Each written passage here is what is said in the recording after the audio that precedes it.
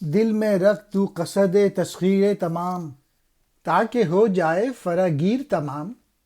مثل ماہی بحر میں آباد ہو، ساحلوں کی قید سے آزاد ہو۔ ترک گل سے بوئے گل آزاد ہے، یہ حدود باغ میں ناشاد ہے۔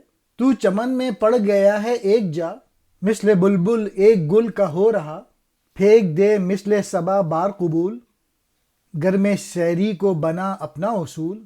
اسرِ نو کی چال سے ہوشیار رہ، اس راہ بدفعال سے ہوشیار رہ۔ اقبال کہہ رہے ہیں تجھے کل کی تسخیر کا ارادہ کرنا چاہیے تاکہ تو سب کو اپنی گرفت میں لے۔ خود کو کسی پابند مقام نہ کر، حدود سے باہر نکل اور یوں اپنی عظمت کا سامان کر لے۔ I took the road less traveled by that makes the difference، یہ رابرٹ فراسٹ کی ایک کوٹیشن ہے۔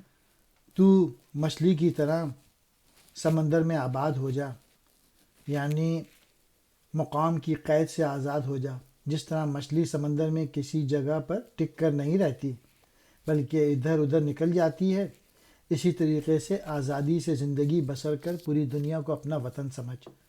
تو حدود کی قید سے آزاد ہو جا، باؤنڈری سے آزاد ہو جا اور آسمان کی طرح پوری دنیا میں آباد ہو جا۔ اقبال نے پھول کی مثال دی ہے کہ پھول کی خوشبو پھول سے نکل کر ہی پھیلتی ہے اور اس طرح چمن کی وسعت میں خود کو پھیلا دیتی ہے۔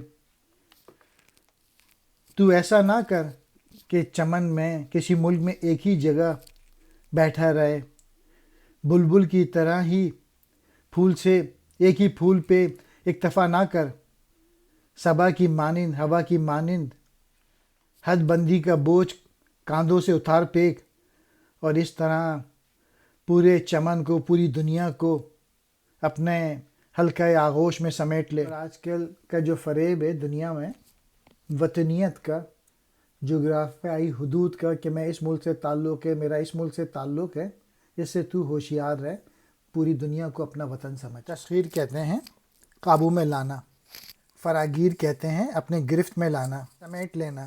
صورت ماہی مچھلی کی طرح، قید مقام حدود کی پابندی، ایک جگہ مقام کا پابند ہو کے رہنا۔ جدید دور